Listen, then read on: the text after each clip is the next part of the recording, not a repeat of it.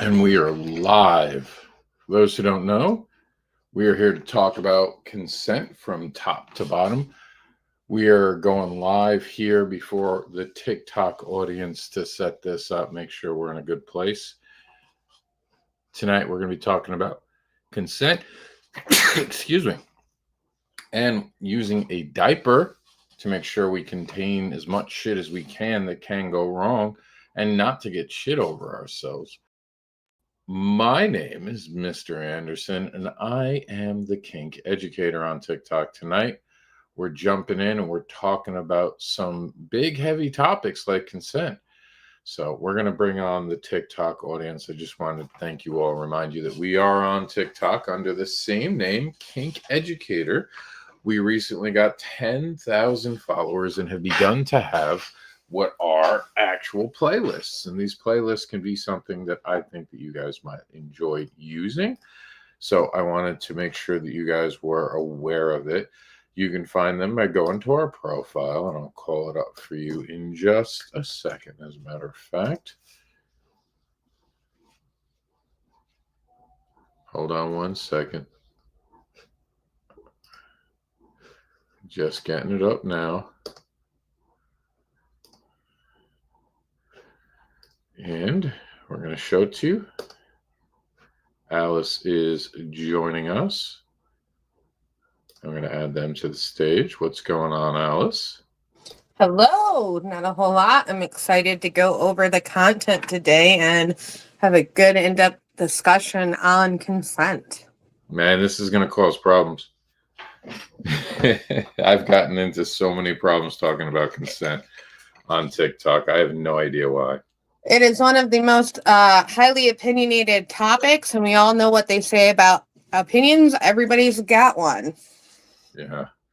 So this ought to be interesting. I was just about to show him the fact that we have the playlists now, which I think are an amazing way to learn and get the information that you need. So we're going to go ahead and we're going to share that with everyone just really quickly. So we're going to bring that up. Here we go.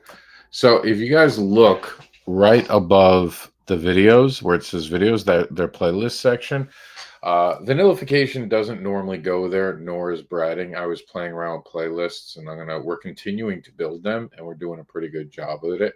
So just for you on YouTube, for the YouTube audience, you now know what to expect and what to see. So, ooh, that zoomed in a lot. Let's zoom that out. So you ready for this? You ready to invite TikTok to the show? Yeah, let's go for it. All right. I gotta take a sip of the caffeine before we go on to TikTok, because I don't know who's gonna show up tonight. There might be a few troublemakers. We will see. There always are. Sometimes we call them friends. Very true. But there are troublemakers. So let's get to it.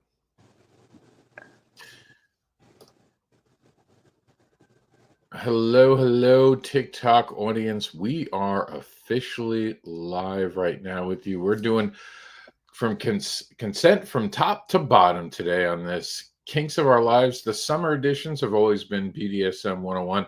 This is an evergreen video, by the way, which means that as we're recording it tonight, we plan to not only have it permanently on TikTok, but right now we've invited the YouTube audience to watch us. And YouTubes don't delete. They continue to grow after we post them. We have a very, very big topic today, a topic that's gotten me into some trouble. I've got a whole bunch of things to go over with it. I'm going to let Alice come on in to the show and explain. You guys aren't going to be able to see her because this is on YouTube. If you want the YouTube link, send me a message on the FetLife and I'll get it to you while we're live. We will have an after show just as people are coming in. We will be going over to Free Hugs and Spanks to have the after show this evening. This is a 1 hour strict video, so we're only going to about 7:30. And I say only about, we will try to cut off a minute or two earlier so we can get this whole thing uploaded to our TikTok. It's a lot of words I didn't even need to say. I want to get into consent, but before we do that, let me introduce the co-host to KOOL, Wandering Alice. What's going on, Wandering? Hey, I'm excited to get here and to share this discussion with you and interact with the audience on TikTok. And who knows if we get some folks over on YouTube as well. I think consent is the most important topic to be brought up in our kinky lifestyle, but it is also one of the most hotly opinionated subjects in the kink space to talk about. And it is because there are so many differing opinions, not necessarily all wrong, but they could all vary quite a bit. And it ends up creating a lot of confusion for everyone. Absolutely. So I'm going to go over some boilerplate stuff, and we're going to talk, and we'll stop, we'll answer questions. But one of the things I wanted to right away start with is there is no right way to do BDSM, right? We're all going to mix in our own little like different methods. We're going to mix in different ways that we treat our partners. But there are many wrong ways when it comes to not only our lifestyle, but consent. As a matter of fact, there are actually right ways to obtain consent. We're going to talk about that. And to me, and I'll ask Wandering Alice about this, there's only one way to properly get consent, and that is informed, consent. In other words, you have to inform a person. You both have to be informed before you can even get consent. That comma is meant to be a pause. So everyone pauses, and we'll talk about it when we use the diaper metaphor in a few minutes. But you really need to understand what you're talking about when it comes to BDSM and the lifestyle that it gives birth to and all the kinks. Alice, any notes, critiques? The one thing I'll add is just as important as it is for you to understand what you're signing up for, it is equally important to make sure the person you're talking with is fully informed on what you're discussing to do. So it is a little bit of responsibility on both sides to make sure that communication and that understanding of what you're being informed on is very clear. And we're going to use what you're saying. It's perfect time to bring up diaper. We got a new logo both on TikTok and here. Diaper is what Alice called a consent acronym, and it's very fitting. It is meant to remind people as the way to get consent. This is an active acronym as well, meaning you really should adapt this. And it's really simple. You use a diaper to make sure that you contain all the shit can go wrong and make sure you don't get the shit on you. So this diaper stands for, did I ask permission, extensively with representation. Now I'm showing for the YouTube audience one that we originally had, which was effectively with recognition. And that didn't work as well for us, in my opinion. So we wound up switching that over to something different. And it's funny because, like, effectively, what does that mean? And we're going to talk more as we keep going with this. But gray areas are bad. We want to go full color spectrum. So stay tuned for that. So it's extensively that we use right now. And we use that very happily because extensively means you're really doing the steps. And I can't think of a better way to put it than it takes a lot of work to be in this lifestyle sometimes. And consent is like the bare minimum. It's what literally stops what we're doing from being criminal acts. And we're going to talk about different kind of consents and names that they're using and all this stuff. And we're going to go over that in a few minutes that are bad. But I really feel like we should pause in this moment and really go over. Alice, extensively, I know what I think extensively should be. What do you think the extensively should be? For me, when I think about the term extensively, this means going over absolutely everything. So I feel like everybody can, to some degree, understand that when you're talking about engaging in a kink activity, there's some basics to cover. Can I touch you? Are you okay with, say, a bondage device? Things like that. The obvious. The extensively includes the less obvious. Make sure you bring up that this could end in a serious injury or fatality. If the activity you're doing, that is a potential outcome, make sure you're going to that. But also discuss the less expected, such as what do you do you realize that while we're playing, there could be a fire alarm, and how do we want to handle that? Think about some of the other stuff that could happen and make sure you have consent to handle that in whatever way you're doing. You're including everything, including the kitchen sink, about informing, about extensively getting that permission to happen, because the reality in what it is that we do is if nothing's ever gone wrong while you played, you're either very new or lying. Mm-hmm. Everyone has had something go wrong. So you want to try and cover for those unexpected situations. Absolutely. And that takes care of what we would call a risk profile. I think we really need to bring up aftercare, and especially how long aftercare lasts. I think a lot of people think aftercare is bringing someone a teddy bear, giving them a bottle of water, giving them a hug, and putting a blanket. But me and Alice know better, don't we? Yeah. Well, that's why for me personally, I actually call it out as two separate things. You have aftercare, which is that immediate after the scene, if you want. And then you have the post-scene care, which to me is the check-ins, the follow-up that could occur for the next several days or maybe even over the next week after a scene. Because I found it's too hard to get people to include the day after and the next week in the term aftercare. So I just shifted to saying, okay, aftercare is the immediate in the moment. And yes, it's a lot more than just bringing them a blanket. And then you have the post-scene period where you're checking in and doing all of those things for potentially up to the next week or more. I like that. Maybe we should start calling that advanced aftercare. Really making people realize that it is a two-part. It's immediate aftercare, and it's funny because we're going to be attacking words before consent. But this, I think, needs to be said because it matters. Because most people think aftercare is a one-step process. It could be several steps, because if you're having a partner, one of the biggest reasons you're checking in with partners, of course, is because what if some partner's suddenly having an emotional issue? What if they're showing signs of depression or even frenzy? No, you're not a therapist, but you certainly can be there with them, talk to them about how they're feeling, maybe go grab a coffee with them. And especially if you're in a dynamic, this is going to be really important to you because you're going to want to continue the dynamic. So I would almost argue it is way more important to preach this to the situational players. In other words, the pickup players who don't always check in, often make these huge mistakes. And I'll tell you right now, I teach that it is a red flag if someone says, I don't do aftercare. Now, I'm not saying, remember, when I say it's a red flag, you do you. But you ask me, I'm going to tell you the truth. Red flag, they don't care about you as a person. You are a plastic piece for their game.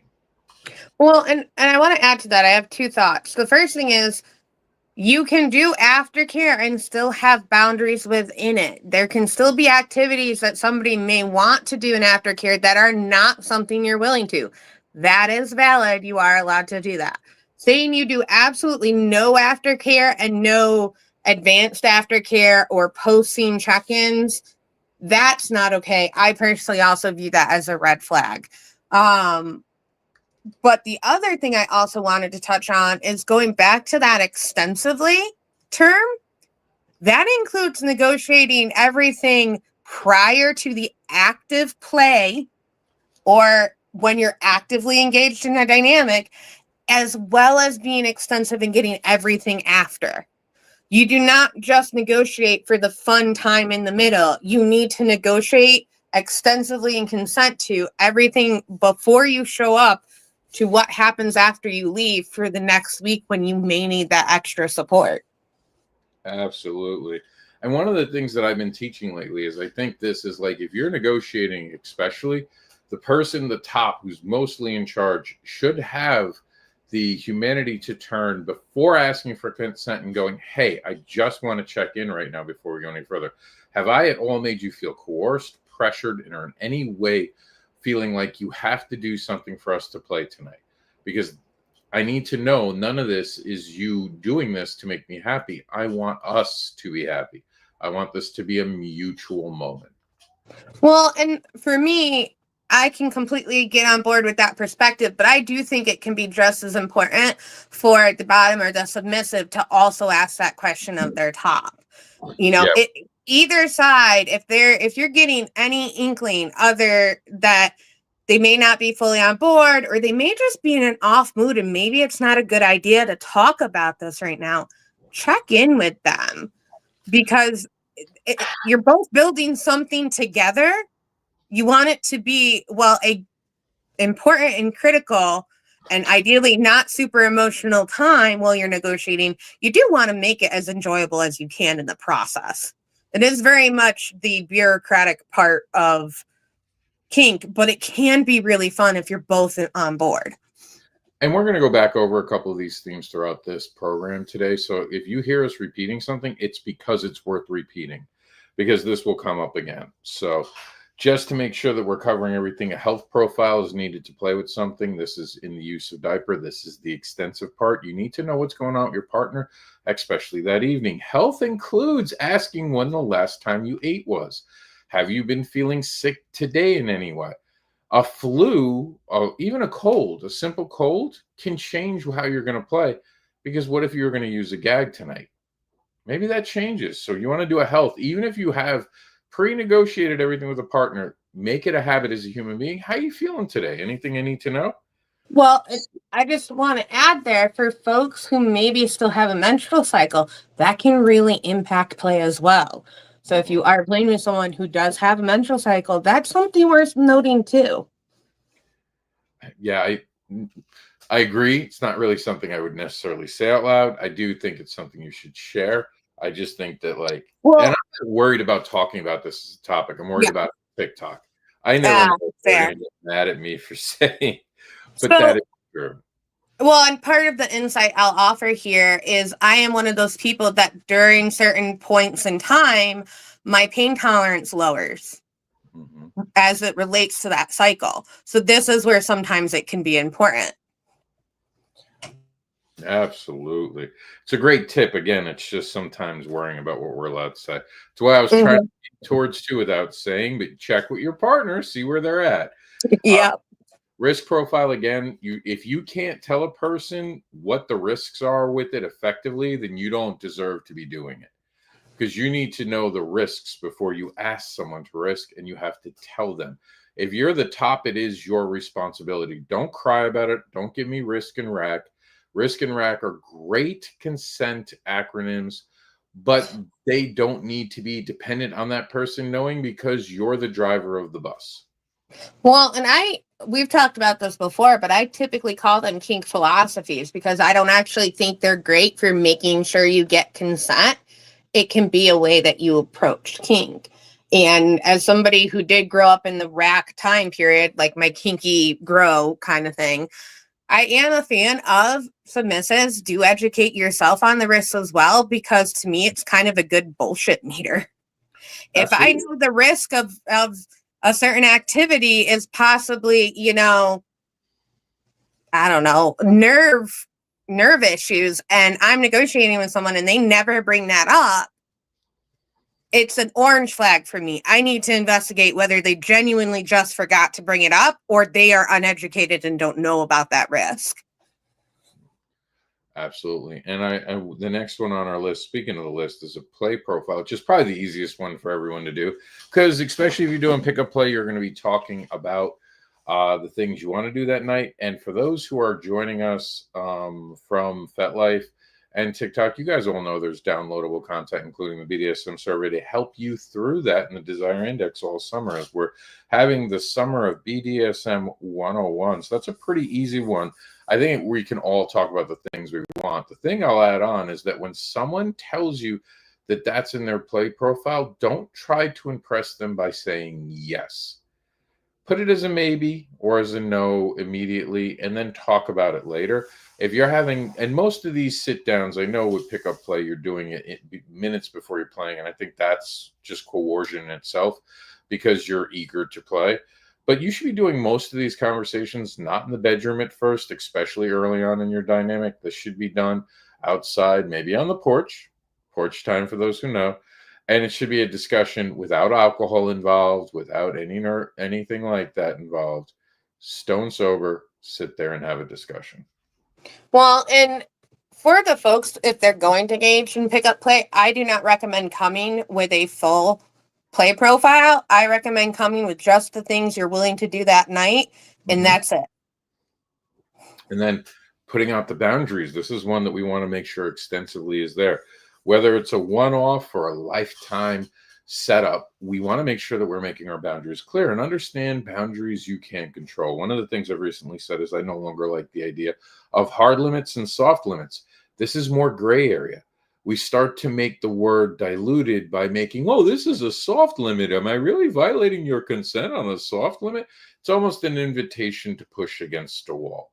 Make them all limits. And if you want to change it later, you want to talk about it later, your partner wants to ask about it later, that's fine. Again, and I'll let Alice define this. One of the biggest things we're trying to avoid during this whole process is coercion. How would you define coercion, Alice? Oh, that's. I can do it quick if you want me to. Yeah, go with it, because go for it.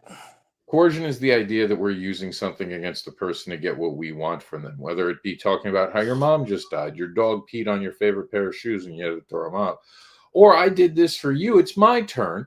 Even subtle things like gaslighting a person. Oh, you said you were into this. I guess you really aren't a real sub. I guess you really don't want to be my obedient little girl. This is all coercion. Now, some dynamics might actually allow some of this kind of push back and forth, but that has to be negotiated. Everything has to be negotiated and understood. There are dynamics where someone can try to coerce a partner. However, that same partnership, a safety tool, which we're going on to next, has things like porch time. It's a moment, or I've been calling it lately, garage time, where you can pause your dynamic, no matter how it's defined, and discuss a particular moment without having to worry about your current roles. So coercion is one of those things that people try to do. It's guilting a person. You've all had a mom. You know how your mom tries to guilt you to do something? That's coercion. Don't do that to another human being. They should always be making consent, period, consent after they know everything and they want it. They should never have another feeling. The feeling should, I want to do this. That is the feeling. And that's when they'll give you consent. It becomes when they want to, genuinely want to. How'd I do? Pretty good. I mean, you gave a ton of example, and like you said, it's basically the act of trying to persuade someone to do something you want. Bottom line, there's a lot of ways that persuasion can happen, and at the end of the day, when it's dealing with consent, that's coercion. Coercion, by the way, negates consent, and even legally speaking, it could be brought up if an issue were to get bigger. So just for your own safety, don't ever try to coerce someone. And of course, coercing someone would also be giving them something that might impair their judgment.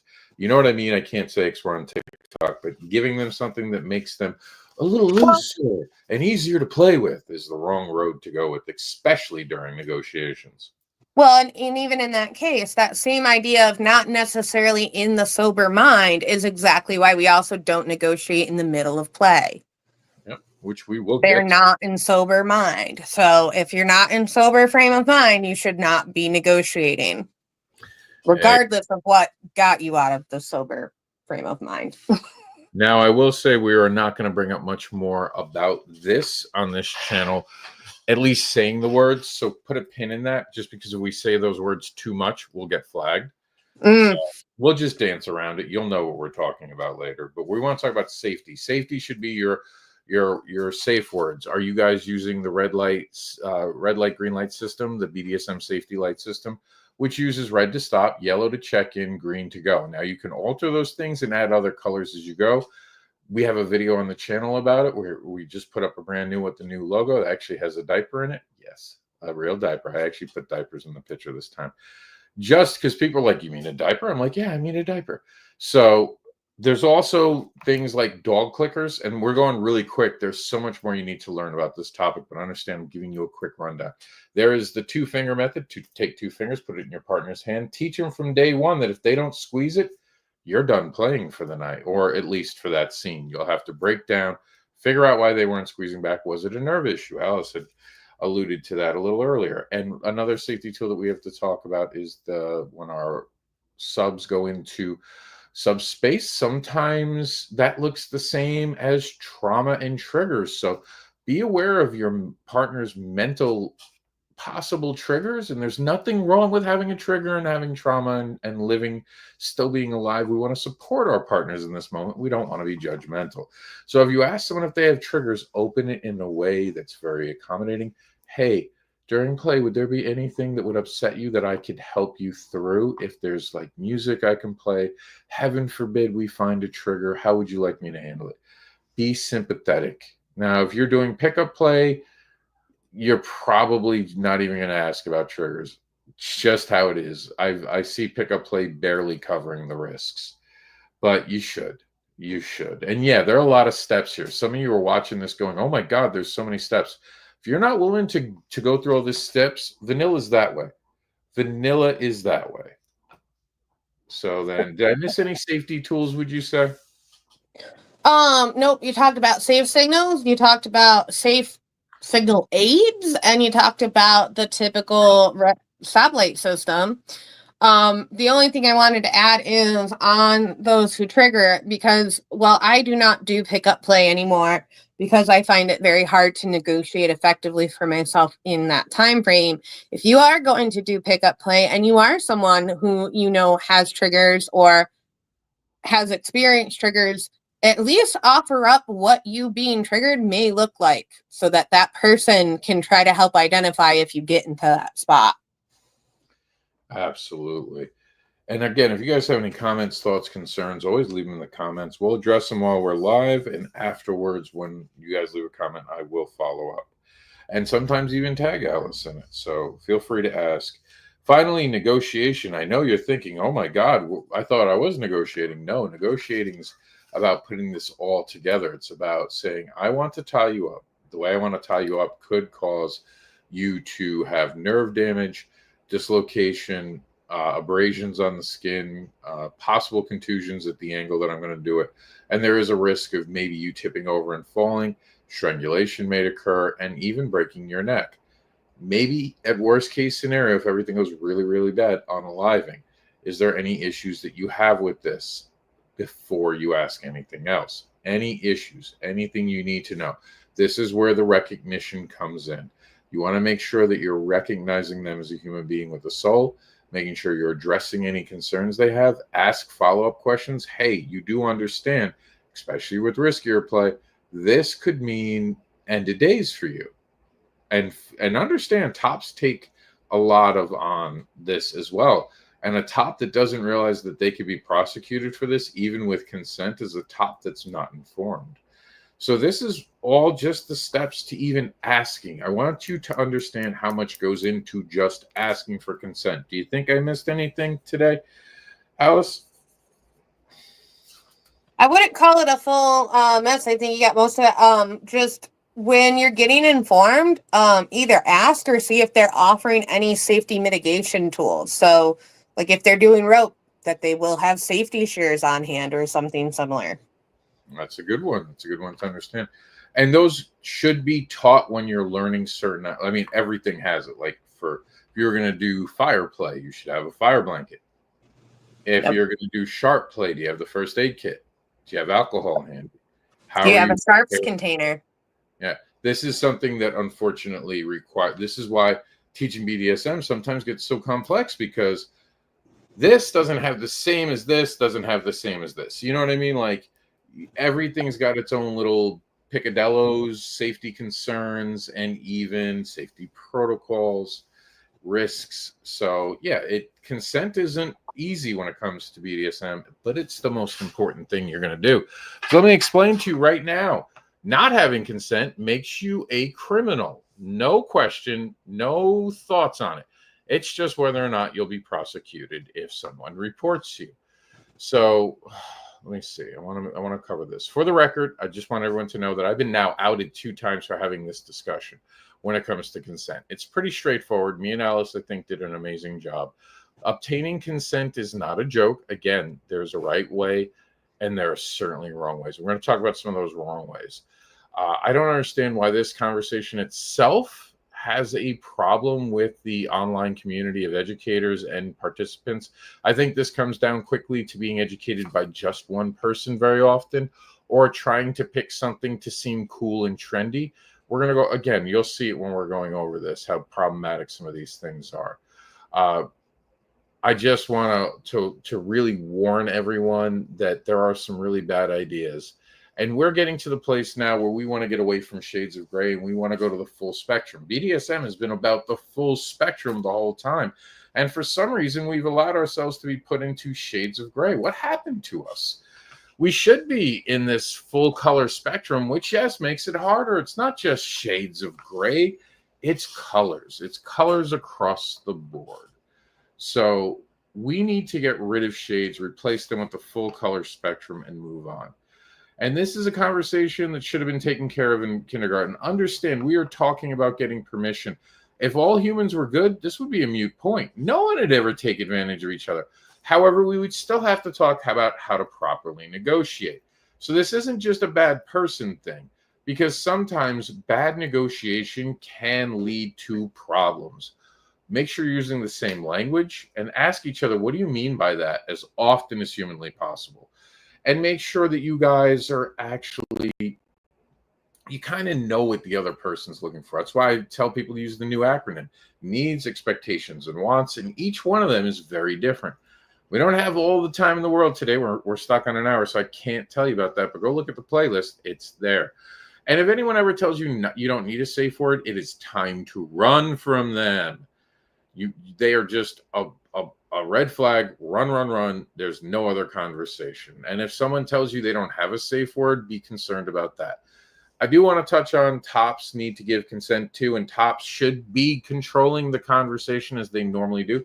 But a lot of times tops don't really talk about themselves enough and what they are okay with and not. So if you're a submissive, make it part of your journey to ask that you're allowed to do certain things to your tops.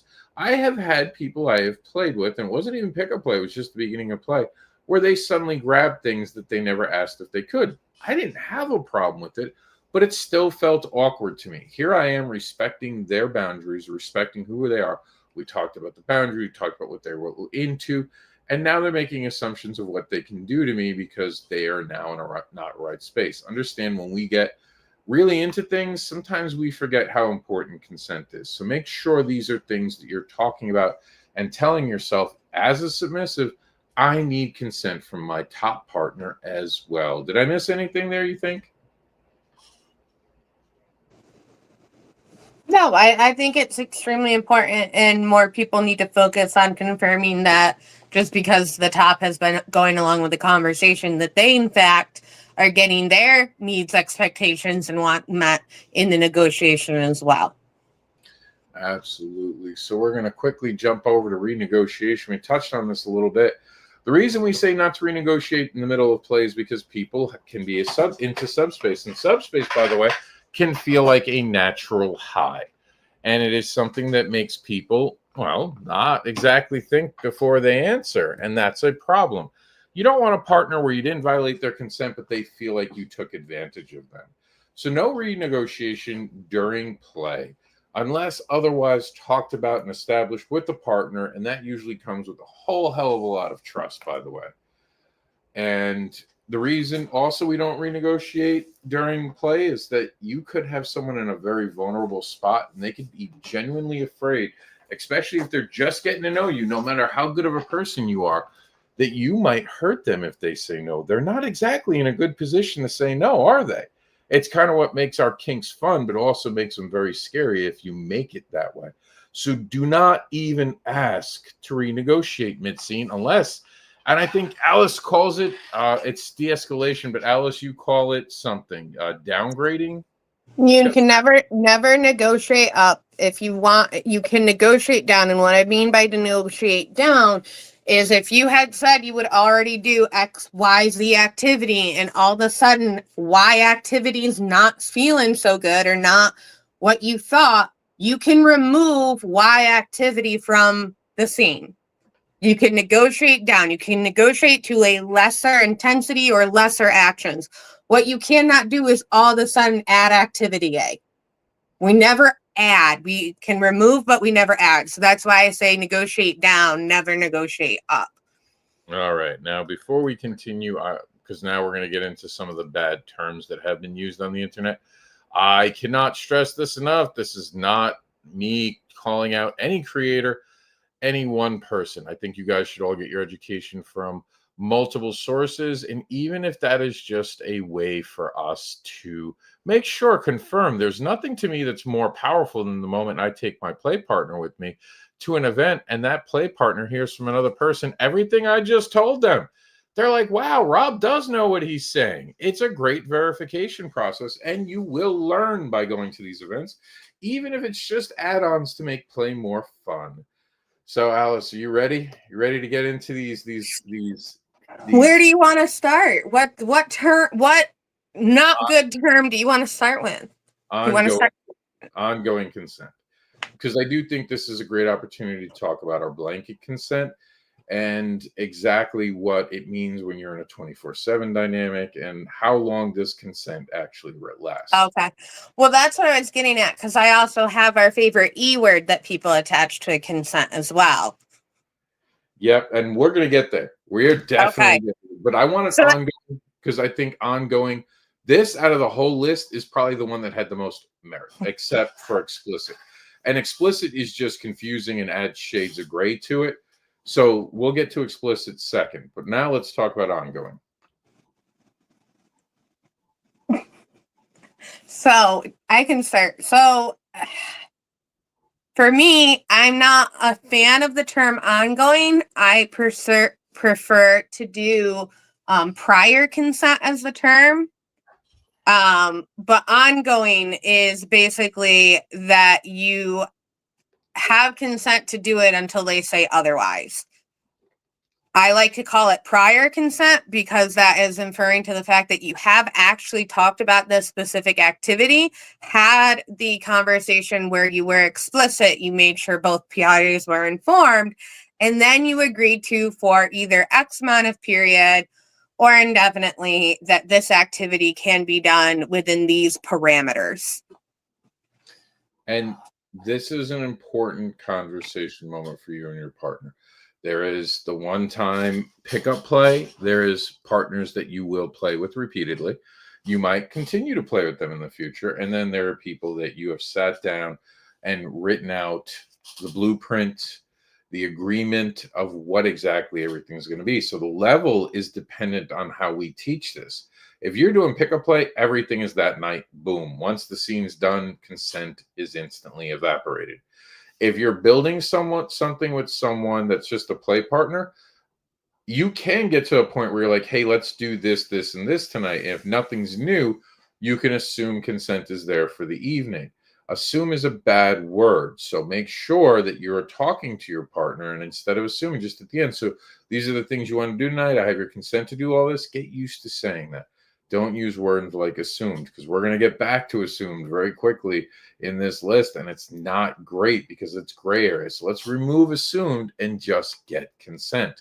And if you've gone over the big diaper already, when you know that you've already talked to them about all those things, if they're saying, I consent to this, you're good because you've done this once before. And then we get into a dynamic where we're building a structure, we're having everything going. And this will tell us, is it going to be a blanket consent thing, or is it just going to be a scene thing? There's nothing wrong with having an established, even 24/7, where you have to ask your partner, hey, what if we do this tonight? Because guess what? You're not playing with a plastic piece. And like Alice had pointed out, bodies sometimes act differently, not even under control of the actual person. I personally suffer from cluster migraines. I can still play during a cluster migraine, but you probably don't want me using a cat of nine when I'm having trouble focusing my eyesight. Maybe put a paddle in my hand, a little easier to aim. We're all human. We all have our moments. So we want to get rid of all these words. And ongoing is problematic for this one reason. What if someone forgets? What if someone calls something ongoing that they never meant to be ongoing? What if that gets confused? So this is where we bring in blanket consent. And I always want you to envision. You get and I left this here for this. Pretend this is a blanket. It's just a shirt. Pretend it's a blanket because a blanket wouldn't fit on it, right? So we take this blanket and we throw it on the floor. And now for me, in my particular dynamics, I want to be able to tie up my partner whenever I want, or I want to be able to tie them up and play. Here's the two differences. If I get to tie them up anytime I want, then we put it under the blanket as I can tie them up anytime I want. That's blanket consent. I don't have to ask again. But if we throw it under the blanket that I can always tie my partner up when we're playing, when we're specifically playing, this could be it. Like they say, oh, you decide, let's go have a date night or a play night. Come over and we'll play. I now know I can tie them up when we're playing. It's a tool. It's something under this blanket that I can do, but only during play. Or there's the other option that they have said yes to it, and all I have to do is ask. Yeah, it's complex. This is why you have to keep paperwork and notes with this stuff. It's not a joke. You want to know the difference. For the 24/7 people, they're going to be like, well, I just get permission once and it's done. Again, ask your partner the mood they're in. When we start doing things like, especially ongoing, you're going to confuse things very quickly if you're not making a list. That's why I like the blanket, because when you put something under a blanket, you're going to be more likely to remember, because not everything's going to go under the blanket. Am I right, Alice? Yeah, exactly. And that's why I think for me, I like the term prior consent, and that you are within these certain parameters. Like you said, in that example, the parameter was during play. It's a during play blanket consent as opposed to a literally anytime, like very basic one. Can I kiss you? A lot of people, that's an anytime blanket consent. But even in a very plain sense, maybe you're not comfortable with public displays of affection. So for you, you actually still have a parameter that, yes, you can kiss me when we're in private. Now, the only thing wrong with prior consent, and it's actually on the list, so we can talk about it now, is the gray area. Again, the shades of gray, the minute. Oh, I had prior consent, so I must still have consent. Oh, they did consent to me. We want to be very careful with words. And I know everyone's going to be like, oh, people aren't that dumb. Yeah, they are. Yes, they are. And people aren't that manipulative. Yes, they are.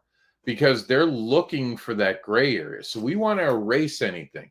When you say ongoing or prior, that becomes a problem. When you talk about blanket consent, that infers that you should be asking, if I didn't say it, I'll say it now, is this blanket consent to your partner? And explain how you're going to use this blanket, because that's a bigger conversation. Because I could see prior, and I sat down with some people who have had problems in their dynamics, and one has felt like taken advantage of, and they just specifically didn't say how they wanted it to be used, and felt the way the person used it wasn't the way they wanted it, and somehow became a consent violation.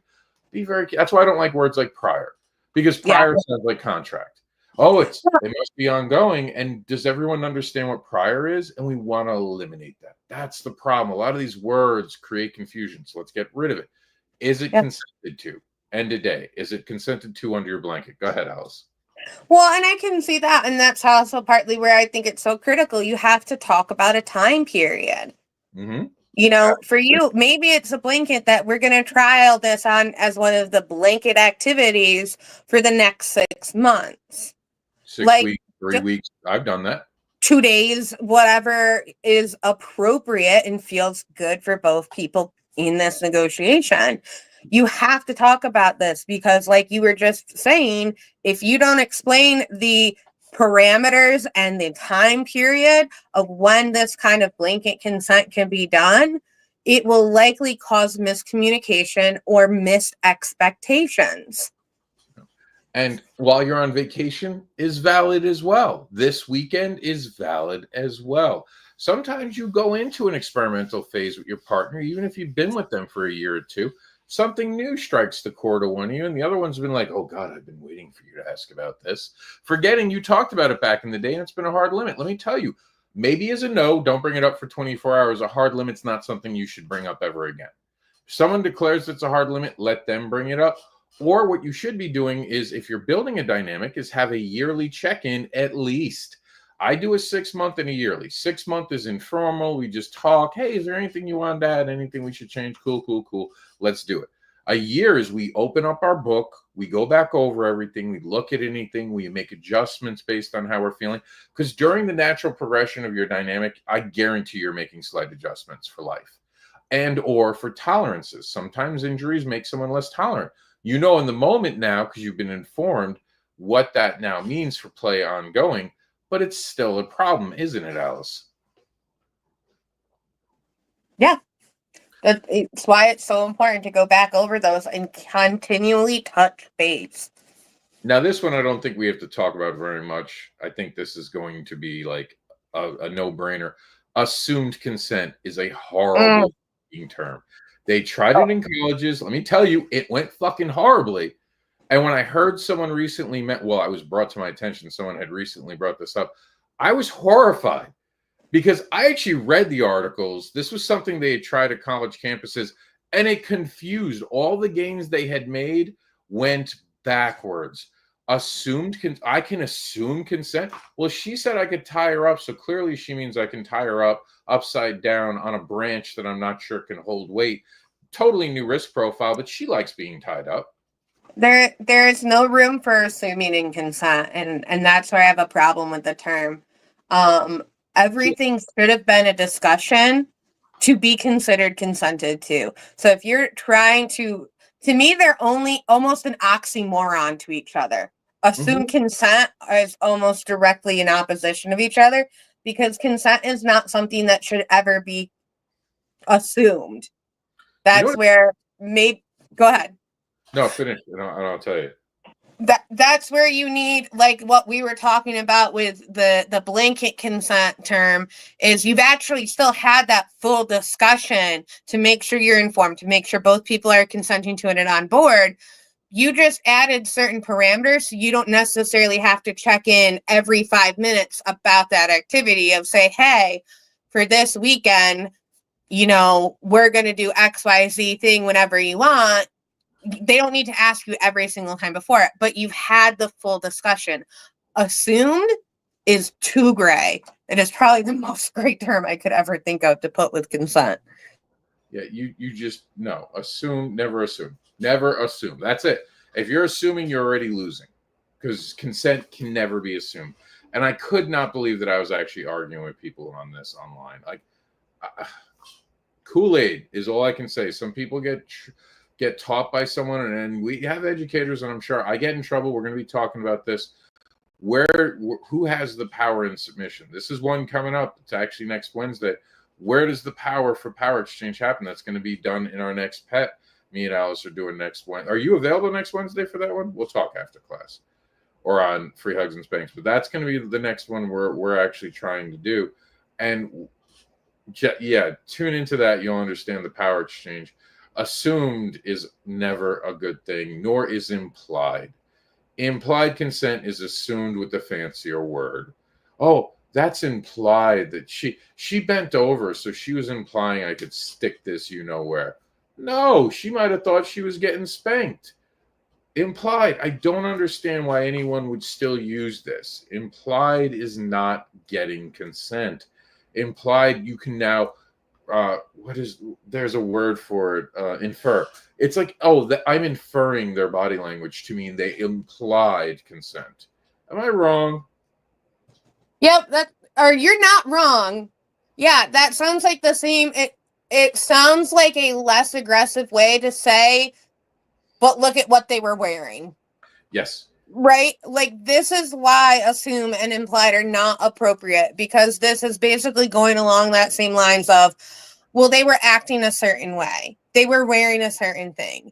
No. Until you get informed and consent, it is not consent. Well, I assumed because they like to be chained to the wall, they'd like to be nailed to the wall with a nail gun. And it was implied that they liked it after they didn't use their safe word because they were choking on their gag, and we never bothered actually having safety protocols like a clicker in the hand. And I never talked to them about it, but I assumed it was okay. You think I'm kidding. I guarantee you I've sat through things where I've heard things like this, even with the nail gun. Yeah. Well, and one of the things that I find people assume all the time is that aftercare means adult activities. Yep. That is one of the worst assumptions, and I come across it far, far too often in the kink community, in these kinky spaces. Yeah. And let me tell you, they have something better to do for 60 seconds, gentlemen. Explicit. This is dangerous because of medical stuff. Explicit consent sometimes leads, and this is also going with implied and assumed consent, especially women, but happens to men too. Pelvic exams during surgeries with students or just doctors doing it. Denied it for decades, told women they were crazy, gaslighting them. Yeah, it happens. You can go in for surgery and they could be playing around with your plumbing downstairs. Yeah. Depending on the state you're in, very true. And explicit is you would think explicit consent. I explicitly consent. There's no one in there that you're informed. You're saying yes to something, but you might not even know what you're saying yes to. How many of you have signed your soul away to the devil by hitting I consent to these terms of services and didn't read a single word?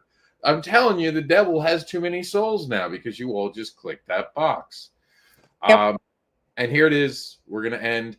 And we will do a part 2. If anyone gets in their feelings about what we've said tonight and you think you can defend it, I'm happy to do a part 2. I'm sure, Alice, we can arrange a time to have a part 2 if you ever wanted to come on the show. We would do that in Free Hugs and Spanks, not on the channel, just because we were trying to protect this and just make this very clearly about education. And we will be going, I'll be going over to Free Hugs and Spanks. I think Alice will give us whatever time she can give us, but we'll be going over there right after. Here it goes. We're going to end the show on my least favorite word. You thought I didn't like ongoing, assumed, implied. You have not met enthusiastic consent. Oh my God, I don't understand. And I do understand where it came from. The vanilla, fuck around and find out. You want the girl, this is really what it is, and I'm going to say it for how it is. You want the girl to really show how happy she is that you're about to do dirty things to her. You want the Joker grin. And look, if that's how the vanilla people are doing it, who am I to talk about vanilla stuff? It's usually the vanilla's job to tell us how to live our lifestyles, especially lately. We're not going to go there. Just wanted to take my shot when I could. What we're going to talk about is, I'm going to beat this in 2 moves. Ready for it? Okay. So we're going to talk about enthusiastic consent. First point, enthusiastic consent. You just told someone that what you're about to do to them could end them. It can cause serious damage to them. Even if everything goes right, they might get damage from what you're about to do, even if you pulled everything off right. And they suddenly start jumping around and acting in a way that's like, whoa, why are you this enthusiastic? Why could that be a trigger for us as doms and tops to not want to take the risk of playing with this person? They might be showing us frenzy. They might be so excited that they did not hear the risks. They did not register them, or they didn't take them serious. We need our partners as tops, our submissives, the people we're going to do things to, our bottoms, to acknowledge how dangerous what we're about to do can be for them. So we can go ahead knowing that we're on the same page and we're in the same boat. We don't want someone to be like, oh my God, just cut it off. No, we don't want that. We don't want anything cut off. And my second move for checkmate, you tell me, you're going to tell me, seriously, you're going to tell me the gothic girl, the librarian, and the biker are all going to show enthusiasm the same way? How do we actually quantify that? What is I bet you I look differently when I'm enthusiastic than Alice does, because there's that human factor. There's no way to quantify what it really is. And then we're right back to assumed consent. Any thoughts, Alice? No, I think you nailed it. I think those are the 2 biggest reasons why enthusiastic is not a good term. Because to me, typically, if somebody's overly enthusiastic, their brain has been turned off during the conversation. Their emotions have not allowed them to hear critically and logically what we are discussing. And that's why we want to get rid of the shades of gray. Shades of gray are murky. We don't want murky. We want clear. We want to see the objective. We want to get consent. We want to treat our partners with the respect they deserve. And all these other terms, think about it, they just get in the way. Consent is the word. Informed is how we get it. Again, informed, consent. It is the only way. Everyone has gotten into their feelings about this when we talk about this, but no one's ever once disproved anything I said. Alice will know this. We had someone come on the show very mad about me talking about enthusiastic consent. Hated the fact that I hated enthusiastic consent, and literally watched us talk about it for 45 minutes, and it finally clicked. Her biggest problem with this was I was a man. My dangly parts, the things I was born with, made it for her that I couldn't talk about this topic. And we got to get away from that. We got to stop falling in love with terms without understanding what we're really saying, because we don't want to hurt our partners, right? Like, we're here to protect each other. We want to see the wolf. And let me tell you one other point, and then I'm going to let Alice sign us off of here, and we'll meet you over at Free Hugs and Spanks. When it comes to who we play with and what we're doing, we're never going to stop the boogeyman. We're never going to stop the consent violators. But making someone jump through all of these hoops, I have noticed, and from experience, have seen consent violators and predators back away from someone when they're putting so much structure in place. Because they know they're going to be watched. They know someone's now going to pay attention. Someone violates your boundaries one time, that's the end of the dynamic and relationship with you. Why is that? Because they're never going to change with you. They're always going to do it. Maybe, just maybe, by you ending it, you'll teach them a lesson and the next person will benefit from it. But the minute they violate your boundaries, your consent, they will do it again. And they will keep doing it until you're left with the scars of the event.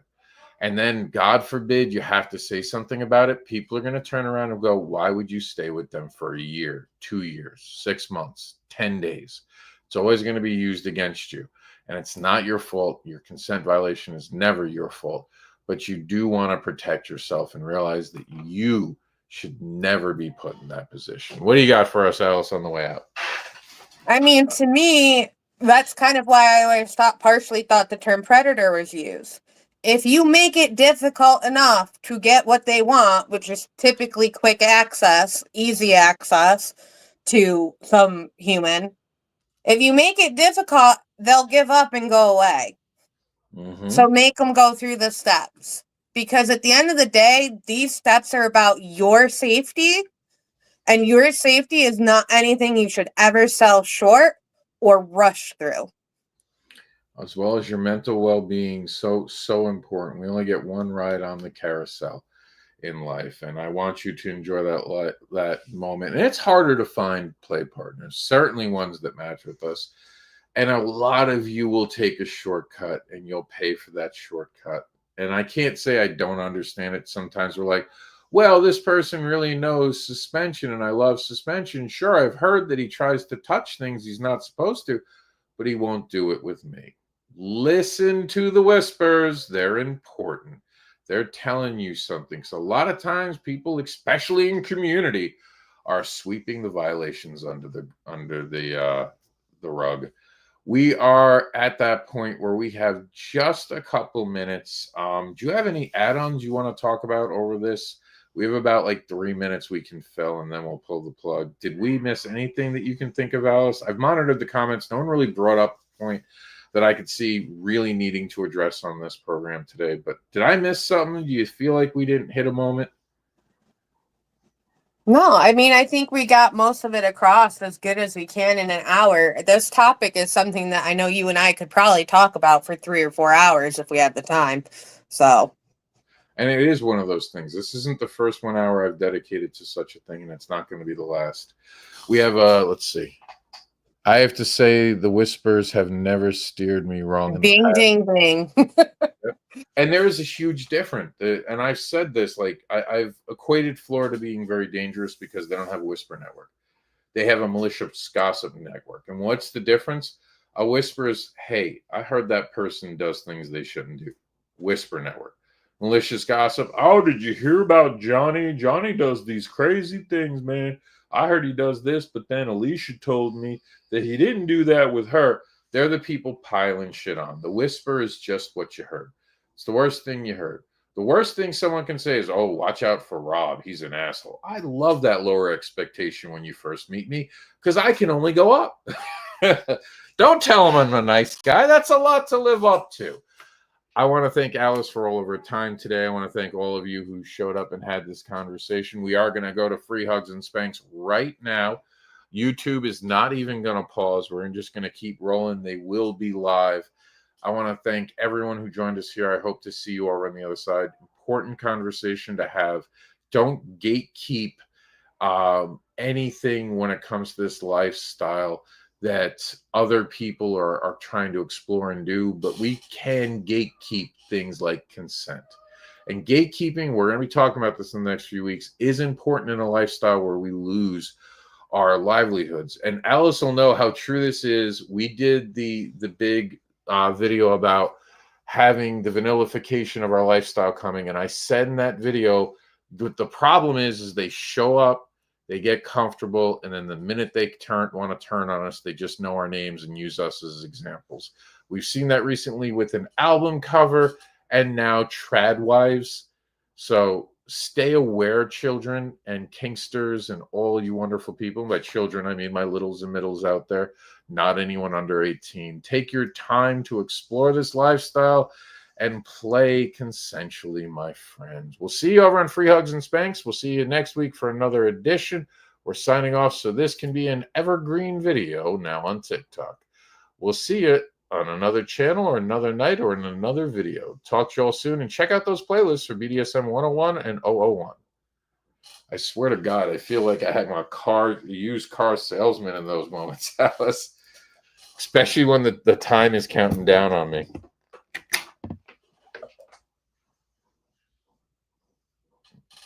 Alice, are you there? I'm here. I think you disappeared. Remember, we're still live mic, just as a reminder. No, I backed out of the backed in the browser accidentally instead of just like clicking out of the box. I do that. I thought I ended videos, and I literally have gone to the floor to stretch my back, and I'll suddenly be scrolling on TikTok, and there I am, and it's my foot bouncing up in the air, and I'm like, oh God, I never turned off the video. Oh my goodness, it's so embarrassing. I haven't cut my toenails in a while because my back's been hurting. Why now? It's like my mom in the clean underwear. It's always an accident when they're not clean. I've just had sex. Always then. Yep. Son, have you done anything tonight that might distract your driving? No. Not I thought that went well. I was happy to see. I couldn't see any negative comments really. I'm sure people will come pick it apart when it's actually uploaded. Yeah, but that'll be fine. I was happy there wasn't too much negativity from it. I'm sure someone will try to point and be like, "Look, he talked about you," but you know that I've had this conversation with multiple people multiple times. No one is really that important to me but my partners and my friends. And we have me and you have chopped this up at least 20 times by now. We've talked about all the lives and stuff. So this is an ongoing conversation. That's one thing I wanted to say. Consent is an ongoing conversation. I'll have to actually say it when we turn live on this one, because this might be evergreen too. So, all right. I don't know if you have anything else going. I can go to probably 8:30 tonight, and I'm going to cut it at that. I don't like going more than 2 hours in a night, but I'm hoping this will only be a 15-20 minute thing. Yeah, I can join for at least like 30 minutes or so. I don't have a ton going on tonight, but like you said, 2 hours in a night is a lot sometimes. And I don't like to talk just to talk. This is designed to be an after show. So if no one's showing up, like, you know, it's me and you to just meet another night and chop it up another night. So sounds good. Let's go. We're going to hit the live. And thank you for joining us. We just finished the KOOL about consent from top to bottom. We have Alice. We're still live on the YouTube. I'm hoping you are all going to join us tonight. We're going to be here. We agreed on the YouTube. We'll at least give 15 minutes to a half an hour. If there's a heavier conversation, I'll stay to 8:30. So we're already setting the stage for you guys. But also it could be a 10-minute video. We did our job. I think the video is going to hold up over time. There was some controversy. I think someone had asked about what the controversy was. I tried to approve it, but for some reason it wasn't approving. And I don't want to hit the screen constantly. Shake it. I saw it. I don't necessarily think it's something we want to get into right now, but I can bring it up to you later, maybe in a chat or something. Yeah, because I didn't get to read the full thing because, like, I'm paying attention to two screens at the same time. I know there was something there, but if you guys want to talk about certain things, I'm open to it. What I'm trying to say is that I'm not really in the mood to like call anyone out or have any nonsense about anything tonight. So let's keep it cool. Let's keep it light. Let's keep it about consent. Or if you have a question about the lifestyle, that's fine. I'm not a big fan of spreading the tea. I made a video. I'm not like them, and it's true. I don't care about the tea. I care about the education. So let's keep Yep. this positive session today and just keep it going. So with that said, I know some people are probably trickling in. I think we have 2 or 3 viewers. You're Yep. one of them right now. So YouTube, if you guys can make comments too, by the way, I can see some of you watching from the bleachers. So what do you think of the diapers, by the way, Alice? While we're letting people fill in, what do you Oh, think? I thought they were great. I personally really like the colorful ones. They're very eco-friendly, reusable. Right. I was like, we got to make this pop. And, like people really are like, they get stuck on it. Like, what do you mean a diaper? And I'm like, so you don't get shit on you. I couldn't even tell you why this came to me. I was doing a consent class, and the first go I used diaper. Did I ask permission? And I said, use it like a diaper so you don't get shit on yourself. And I started to hate that I didn't finish the ER. I spent an hour, Alice, sitting trying to fight. That's even why there is the other one. There's that original version. It just never took with me, and I wanted to show it on our program Well, today.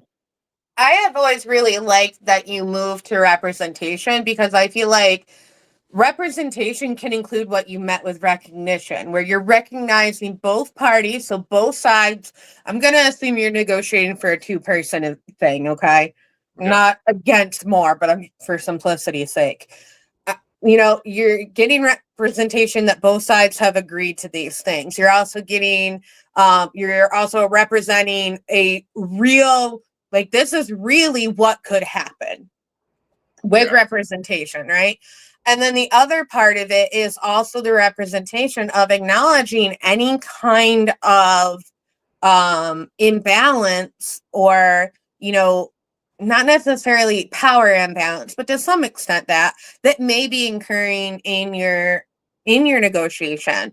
I know we talked about it in negotiation classes we've had, but like, if you're trying to have a negotiation conversation and they're at your house for the first time, you need to be cognizant of, they may be more likely to agree because they're literally in your home. And especially if it is someone who is smaller than you, is possibly slightly more concerned with safety, like, there is something there.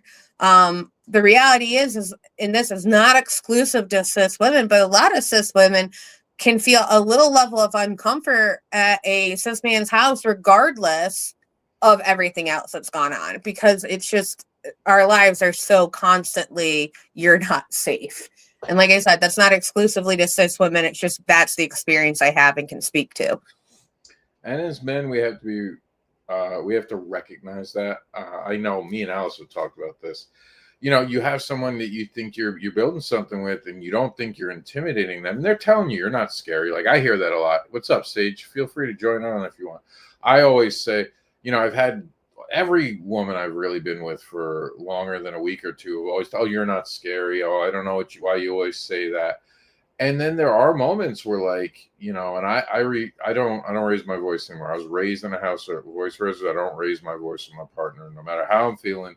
I don't give myself that permission, because I used to, and I would talk to them the way that I made them my equal, right? And I forgot, while I was making them an equal with the raised voice and the same energy they were giving me, I outweighed them by 100 pounds. I have more than likely picked them up and throw them around anytime I wanted. And when I look angry, I have had grown men back down and be like, all right, dude, you starting to scare me. Like, relax. Like, we're friends, remember? It's just a hyperactivity. Like, the heart gets going, the adrenaline comes going, and I'm suddenly like, that Batman moment where the guy's like, I swear to God. I'm like, swear to me. Like, I don't even realize how jacked I am until I had to be mindful of it, because I didn't want anyone. Like, I had my ex, and I don't believe my ex in any of this when it comes to this, But my ex used to tell me, "Oh, I steamroll people. I steamroll people," until I realized that they weren't trying to say that I was not listening to them.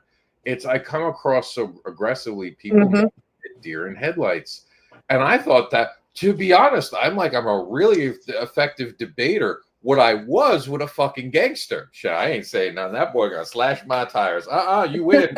Well, I mean, that's such a thing. And for you, like, you have to take into account your size. But the reality is a lot of men need to take into account, like, the lived experience of women, period. Because for a lot of us, a man yelling at us is an immediate, I am not safe here. Right. But also to that, and then you have to take the more personal thing into context of that person's possible trauma and lived experience. You have to be aware of all of these things, and it does go for men too. I've had a few partners where I have to be aware of how I decline activities. And it's not that I don't feel like I can decline it, but they have been shamed for things that they've been into. So I need to make sure to let them know I don't have an issue with that activity, but it's not for me. Like, you do you, it's just not my cup of tea kind of thing. And we're going to bring in Sage in just a second. I just want to say this one thing. I know June was Men's Mental Health Month, and you can see men are there's a weirdness going around, and we're just going to leave it there. It's not my topic. It's not what I want to talk about. This is important to acknowledge that men sometimes get mixed signals from society. Oh yeah. But it doesn't matter whether it's mixed or not. The thing that you always have to be mindful about is you don't want to scare people and make them afraid of you when they don't cause you a harm. Like, if someone's making you feel bad mentally and emotionally, you can walk away. Someone physically beating you up, it will require an energy to get this person off of you. And I'm a scary human being, whether I want to be or not. And I acknowledge, okay, this isn't fair to use that. I'd use it in play when I want to scare my partner and they love it, but that's consented to. In real life, when they don't realize there's a safe word, it's terrifying to have someone who outweighs you by 100 pounds mad at you. How you doing, Sage? I am conscious, which I guess counts for something. It's just been a long week, preparing for the holidays, work stuff. But yeah, how are you guys? How's life? I haven't been on the channel all week. I think we're doing good, right? I mean, I'm doing pretty good. For me, life is summertime busy. Yeah, I've done a lot of side missions. My partner went traveling, so I wanted to kind of hope they're not watching. This would be the one night they watch, and I'll ruin the surprise by saying this. But I finally finished my 3-year goal of making my garage less cluttered, and so I can put my car in there. Sage, we had talked about my car getting keyed and the van being vandalized a little bit, so now I can actually put the car in the garage starting next week. I'm gonna do a garage sale over the weekend on Friday. Figured July 4th, everyone's off work. Maybe they'll run around. I got dumb things to get rid of. I want to get rid of a washer and some pieces of furniture. And honestly, I'm at the point where I'm almost ready to put them up for free. It's not about the money. It's about the making sure they get used again. And some of them are pretty worn. I'd like $20 for the broken washer, just because that's basically what I put in. I already put rods in. But after this weekend, anything that isn't sold goes off. Car goes in the garage, and I'm a grown-up. Exciting. Yep. We just got done doing our consent class, and I don't know. Did you see the whole drama? Because you've been busy. There was some drama for a minute. I saw what was brought up in the Kink Advocate chat. Oh, okay. For education issues, and that's wow. Yeah. Just wow. Talk about psychopath. There's no other thing for that. Don't get me wrong, people can feel however they want, they can perceive things how they choose. But there's nothing creepier than going out of your way to dig up information on a person you don't know just because. And then proceed to share that information with strangers just because. weaponizing it. I do want to ask both of you, Alice and Sage, we had a consent conversation tonight. Did you notice the lighting behind me? Yeah. It's Well, red. and I've got it both ways because I'm watching TikTok and you're mirrored. Yeah. It's red and green. I did not pick up on that, but that's great. I'm mildly colorblind, so the red light kind of looks purple to me. Got just you. a little bit, so I couldn't tell if it was actually red. Well, there's a lot of purple behind me, so I could see for you. That'd be hard. Yeah, I was like, let me do something cool because that's I call that the Matrix light. Watch this. Echo, turn Matrix off. Nice. But I was setting up That's tonight. amazing. I wanted to set up tonight, and I wanted to put in the subtle cue. You know what I mean? Like, what would people think if we did it? So we got rid of some terms that are horrible, like enthusiastic. We explained why that was bad again. Implied, assumed, ongoing. I swear, people are just fucking with me at this point and just bringing up the enthusiastic just to see me angry. Let's poke out. This is the problem where monetized social media meets educational content. When your focus is getting views on your page more than the quality of what you're sharing, you will start to teach more for the mass consumable as opposed to the most proper, if that makes sense. It does. I just want to check. You both can hear each other, right? Because I heard both of you talking at the same time, but I heard you both. Just wanted to make sure. Just wanted to make sure. Because I'm in between, so to speak, as it were. Now, let me ask you this. This was crazy because there's no one in the chat, but I really want to know this. I don't know if you saw, I made a video. A very nice gentleman came to me and was like, hey, I like your content. There's some people talking about you.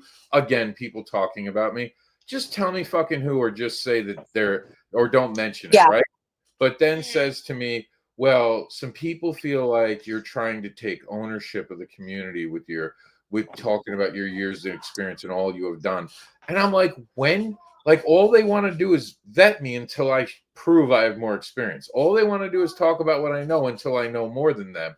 And then suddenly it's, oh my God, he throws that 30 years around like we should be impressed and it's powerful. You wouldn't be saying shit. I mean, even then, the reality is 30 years still means something. I thought so. Like, that's still, especially on an educational sphere. Like, that's one of the reasons why, as much as I'm told by people I come across as an educator when I talk on this channel or when I talk about kink in general, and I'm flattered by that, I will never consider myself an educator, at least not for a long time, because reality is I don't have a lot of experience within the community. I have enough to know myself and to know what I enjoy, to know what my partner enjoys, to know what to avoid. But I don't feel I know enough to authentically educate people on this topic. I'm happy to give my 2 cents on certain aspects of it, and I'm more than happy to provide advice where I can. But I don't have the experience, I feel, to call myself an educator. 30 years is, to me, feels like more than enough to go, I'm an educator, and this is the amount of time I have spent learning, growing, learning about myself, learning about the community, about other people, about what this means to me and the others around me. So for people to go, oh, well, he throws that 30 years around, like, yeah, I would too. If I had 30 years experience, hell yeah, best believe it would be the first thing coming out of my mouth when I walk into a room. Well, I think for me, it's not so much to look at me at 30. It's more that I'm not a year in. I'm not 2 years in trying to act like I have all this wealth of knowledge. Because I feel like, especially on TikTok, where most of his audience comes from, there's so many people who have been in here for a hot 6 months, 2 years, trying to act like they're some authority and know something. And like, I'm not saying they're teaching bad stuff, but they're not teaching, they're regurgitating info they've heard with their own spin, as opposed to being like, yeah, I understand where you're coming from with XYZ term, but here's why it doesn't hold up. And that's something you're only going to be able to really do when you have the lived experience, right? If you still had this level of knowledge and you said you were 5 years in, I would still probably listen to you, because I feel like if it's a very active 5 years, yeah, you could be this knowledgeable with experience. But there's no way, I don't care who you are, that in 6 months to 2 years, enough understanding to be an authority on this. You literally can't dedicate that much time to your life to this activity because you got to eat and sleep at some point, right? Okay. I will say just a few things about this that made me laugh.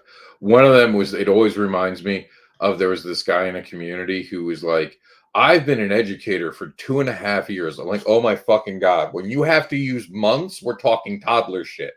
Oh, 2, for some reason, 7 years. When people get 7 years, they think they're promoted to educator, and I don't understand it. I'm not saying it's invalid, but I've heard a lot of people be like, I have 7 years in, and I'm actually curious now if they actually have 7 years, or if people are now picked 7 years as the starting point of, I can be an educator now. I have 7 years. So I saw this one educator keep talking about how they said 7 years over a year. It never turned to 8 years. And I mean, literally over a year, I was watching them because they were a problematic creator that people kept sending me videos to. And they would say shit like that. And what really fucking gets my goat on all of this is that one of the complaints some people have is, well, he's always talking about how he doesn't go to like the fetish cons and all that stuff. And that's because 90% of those fetish cons are about money or about leather. I'm not about money, and I'm not, the shirt shows, I'm not about money, and I'm not about leather. So like that is circular, like, It also depends on what you have access to. If the only events by you are about money and about leather, which being in Florida, I could see that being the case, why would you go? Like, there's an event up here by me that for what it is a decent, good event. I personally don't really go to it anymore because for where I'm at in my kink journey and experience, it just doesn't scratch any itches for me anymore. That doesn't mean it's a bad event. It's just not the event for me. So, like, but also to the same extent, it's personally distasteful to me, and I kind of view it as kind of like an orange flag when a educator is like, well, look at all these places I've taught. Why do you feel the need to throw that in my face? The things you're teaching should speak for themselves. and often it's like their friends. Like, I know how those things work. It's a circle jerk. Same thing with Comic Cons. The difference is I actually did panels at Comic Cons about kink and didn't do the circle jerk, earned my way in, actually was able to do a panel at New York Comic Con, a panel at Baltimore Comic Con, a panel at MegaCon. These are huge events in a vanilla environment. And when I bring that up, people are like, oh, well, I don't know why you got to throw that in their face, because it's harder to teach kink in a vanilla setting. Because I'm not talking to everyone. I'm not going to the leather thing and talking about what's popular. I've been to FetCon a couple times. I've been to a lot of things in New York. And the honest truth is that a lot of those become echo chambers. It's everyone's buddy teaching this. And a lot of times it's predators teaching something. And sometimes, like, this is going to blow both your minds, but sometimes the predators teach the best classes. How fucking scary is that? And they're teaching. That doesn't actually blow my mind. I've been to enough conventions and cons that I am in no way shocked by that statement. Because they need to seem knowledgeable, right? They need to lower your guard. So you're like, oh, they know. And it makes it worse to me when they violate the fucking consent, because yes, this is not an accident. We had the person in Florida who talked about I have a brain issue. I can't remember shit. But you can talk about consent when you let people in your establishment. You can teach a class, but you don't know about consent. Go ahead, Alice. That's so gross. Yeah. If you can't remember, at some point it's time to hang up the cuffs and retire. There is a point where either your cognitive ability, mainly where your cognitive ability has deteriorated to the point you need to hang up the cuffs. Bottom line. Play with one partner. He didn't need to keep getting new, and it was always the new young women who showed up. Oh, yeah. But that tactic of let me become really good at some niche activity so that I have access to play with people is such a common predator tactic. It's just as common as let me befriend the venue or event owner runner. Yes. facilitator, whatever you want to put. Those are probably the two most common tropes of predators that stick around long term. And I will say there is trading intimate moments for popularity by some. And this, I'm not going to name a gender because I know both sides have done, all sides have done it. But there is that, like, buddying up to someone, doing things with them just to have just a bit more power. Because, you know, when someone comes up to you and they say, well, this person did this, and the owner of the venue goes, well, I play with them. They've never showed me that. The most dangerous words about predators, ladies and gentlemen, is they never showed me that. Because you've now completely thought that what you have seen is just the end all or be all. You don't realize that you could be getting played by the predator, who will do that. I said there are people who will play with 10 women, and then that one woman they decide they want to mess with and touch because this is the one they've been waiting for, they touch. And then they play with 9 more women or men, depending on. And then the 10th one, the one they really wanted, they do something with. Or it's the 5th one. You know what I mean? And the one Yeah, thing, go ahead. That I've never understood. Like, I've always been so frustrated by it because just like you, do you really think they're not intelligent enough to not do this with every single person they play with? And Like, get more people to vouch for them. yeah, like, not even get the more people to vouch for them. Just the fact that, like, if I do it with everybody, I won't have a supply for long. So let me do it with every 10th one. And then I'll get my little fix without, you know, quickly getting myself booted out. Because if you do something wrong 100% of the time, very quickly people are not going to play with you and hopefully boot you out of their little community bubble. If you only do it every 10th, maybe not. Maybe not, especially if the 10th is always the new folks. Or the problem child, or the one who plays with everyone. Yep. Sage, did you have something to say? Honestly, not really, but in honesty, I think that's only because I have I had experience within, like, the in-person kink community, actually interacting with people IRL, but I don't feel like I have enough really to touch on, you know, the patterns we tend to see in predators. Of course, unfortunately, though, does make me realize, like, the more I listen to these conversations, the more I realize, wow, I almost played with a lot of really, really shady people. Mm-hmm. That's why these programs are so important. The more we repeat it, the more we say it over and over again, the more it sinks in. And the horse that's been brought to water begins to drink. Yeah. And that's what we want. We want them to drink from the knowledge. And let me tell you, predators escalate. They get away with things. One of the scariest moments, and I will never forget this, and this was 10 years ago. So I had 20 years under my belt already in the community and all that, right? And I never thought I'd see this day. This was during the Me Too movement. And this one guy who is very well known in New York, everyone wanted to play with him. And no one was calling him out at this point. This is before even canceling. This is the beginning of the Me Too movement. He literally listened to the Me Too movement, came onto FetLife, said, hey, just so everyone knows, I'm leaving FetLife today. I realize that everything I've been doing is predatory, and you have to all understand how easy it has been for me to do it. I didn't think it would affect people as badly as it did, and I can't continue what I've been doing now. I realized I'm a horrible human being for everything I did. And here are the 10 things I've constantly done that has been effective to harm. And this is things to watch out for. I could not believe it. I knew this person not well, but had met them. I could not believe this person did this, wasn't trying to get forgiven, literally was leaving. And I knew people who knew him. This person packed up and left New York because this person was in New York, just left New York. I don't know. They might have popped back up somewhere else. I hope not after everything they said. Do you know FetLife took that down within a month? And it was hugely popular. I wish I was more surprised, but again, that's why they're not. Yep. I have feelings about FetLife we don't need to go into that we've gone into before. Yep.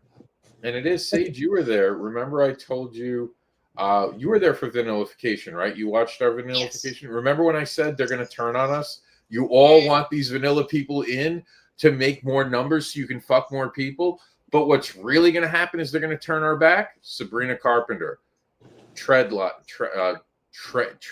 is it tradwives, whatever the fuck the term is. It stands for traditional. Yeah. No, I Yeah. get it. I get it. It's Okay. 1950s. They're just relabeling 1950s and reselling it. Yeah. 1950s household is Yeah. the king. Yeah. It's the same shit. It's just that. And I don't know who, like, it's amazing how quick that one went viral. Like, it felt like it was staged almost. I mean, again, when you're on a platform where clicks is the payment, who's to say it wasn't? Well, for those who don't know, like, I'm in the creator project thing now at the 10,000. They send you literal newsletters now of what's trending. Hey, do more videos about this. There are pop-up things. There's even ways that I see that you guys don't. I don't know if you see this. Have you guys seen the letters in something turn blue and have a magnifying glass above it? Oh, yeah. Yeah. Those are the trending topics TikTok wants us now to make. So when you see that, you do that. And that's why a lot of these tradwives things that I'm getting sent, and I'm getting sent a lot, 90% of them, I'm like, this person doesn't know what they're stepping in. They're trying to be popular. I can hear this isn't serious. This is just a fucking owl echoing something. It's like, whoo, you know what I mean? Like, it's not serious.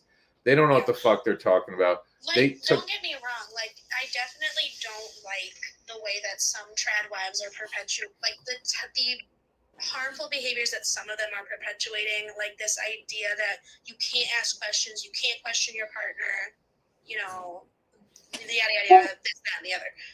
But the reality is, and I've had to have this conversation with some people, because she technically still is my friend. I'm not going to name drop nothing because, like, that's her privacy, her business. But I have a friend who, like, 6 months ago, she was like, she's claims to be a very vanilla person. Claims is the word I'm going to use, and I will explain. It'll become very clear why in just a moment. So she claims to be very vanilla, and she would, like, always say, like, I don't understand how you could be into Kinks. She's like, I'm not judging. She's like, you know, you do you. She's like, I just don't get it. And we'd have conversations about it regularly. And then one day, she still is in a relationship with this guy. She got in a relationship with a blue-collar guy. And very quickly, her life transitioned to what you would expect in, like, a 1950s household, where she's home, she cooks, she cleans, she doesn't. Literally, I don't even think she has her own bank account anymore. Like, I think they just have their joint account, and it's only his money coming through. She doesn't work. They're engaged. They're talking about having kids, like, the whole 9 yards. And she's like, girl, she's like, it's amazing. She's like, I don't have to make any decisions, blah, blah, blah, blah. And I'm just smiling. And she's like, what? And I'm like, remember everything that you used to, like, low-key make fun of me for? She's like, yeah. I'm like, that's what you're living right now. I'm like, 1950s. It's a kink. I'm like, look it up. I'm like, look at Google right now.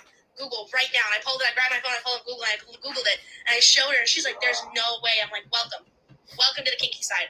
Honestly, I'm like, I've been telling you for months. And there's nothing wrong with that. Like, there's nothing wrong with being into that. Obviously, it's something I'm into. However, I enjoy working too much to not work. But if I didn't enjoy my job as much as I do. But we do need to know the line, though, between 1950s versus what is being called trad wife right now, because a lot of what we're seeing is trad wife right now, even within a 1950s kink-based dynamic, you still have the space to ask questions. There's still negotiation. There's still talk about what is and isn't okay. And a lot of trad wife content pushes this idea that, no, there's not, you just shut up and listen. I'm not arguing you, Sage. Please don't take this as me coming at you. Oh, no, of course. But you're mocking 24/7 right now and not realizing it. And a lot of people who are doing 1950s are 24/7. And this is the problem. And this is going to defend Sage. A lot of those people glorify what they're doing and never talk about the negotiation. I can't tell you how many times I've had fights with 24/7 people. They're like, they have no decisions. I do what I want. No, you don't. You've had a decision. You cannot tell me at one point you didn't have the conversation. And sure enough, after 20 minutes, they're like, well, of course I know not to do that because we talked about it. I'm like, there it is. You don't advertise that.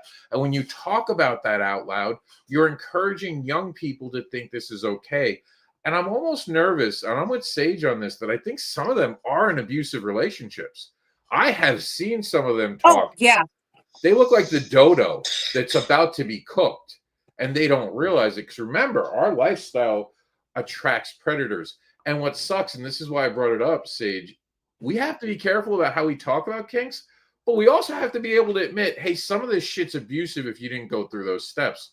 So kudos for you. And it gets complicated. I mean, we just spent an hour talking about consent. If you don't have permission, don't fucking do it. Should be the only thing we have to say about consent. Well, and like, thank you for bringing it to my attention that my wording might have come off a certain way.